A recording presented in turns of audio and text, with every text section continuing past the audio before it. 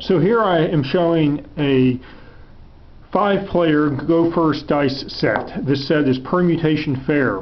I've known about this set for about 3 years. It is an actual working set. It's usable.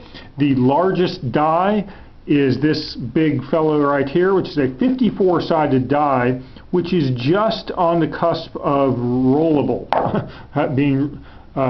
It rolls and it does eventually stop. It takes a little while. Any more than 54 sides, I guess a 60-sided die would be great if I could find a set that used a 60-sided die, because there's a nice geometric shape for 60-sided. But as far as this biconal shape or bipyramidal shape, 54 is really on the limit. Any more sides than that and it would get ridiculous. Also in this set is a 36-sided die right here. There's a pretty standard shaped icosahedron for a 20-sided die, although it's numbered obviously not 1 through 20, and two 48-sided dice. These dice compose a Permutation Fair set for 5 players. I've done this for about 3 years. I had this set printed at Shapeways, 3D printed at shapeways.com.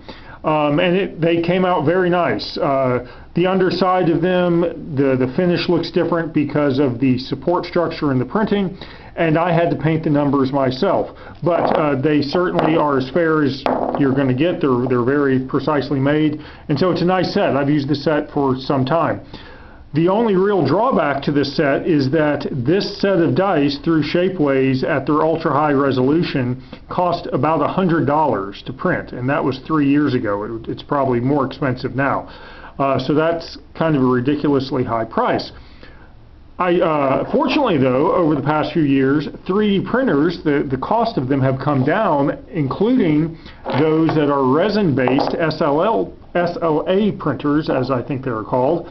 And I recently picked up a very low-end one, a Photon Mono printer, and after a couple weeks of tweaking some files and so forth, I was able to print this set of the same dice at my house. The quality is as good. You know, they're fair. I had to ink the numbers again myself, but actually I tweaked the designs a bit, and so the numbers are a little bit bigger. For example, the old 54-sided right here, my new 54-sided has larger numbers on it, so they're a little more readable and so forth. I don't know how well they're showing up on this old camera of mine. But also I get color here, so I used 5 different colors of resin. So this works really well. Here's this green 36-sided without the numbers inked. You could theoretically use these without inking the numbers. In good light you can read it, and again the numbers are just big enough, but it really does help to use dark ink, black ink, or paint is what I used, and it makes these very readable. So, and the good news is the material cost on this set of dice is less than, or about $5 for the whole set.